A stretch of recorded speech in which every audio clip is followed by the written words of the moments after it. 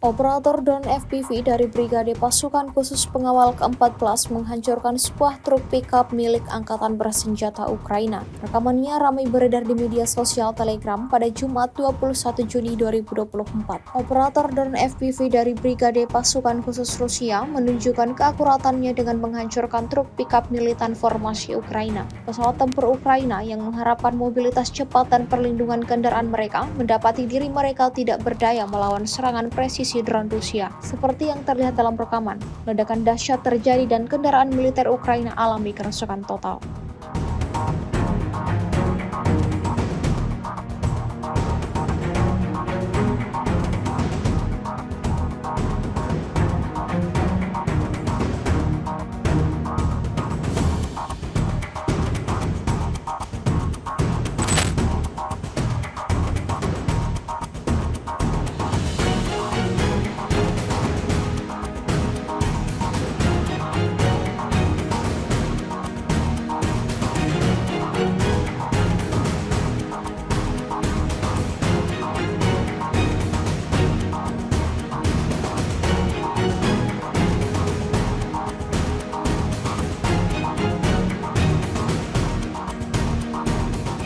Download Tribun X sekarang, menghadirkan lokal menjadi Indonesia.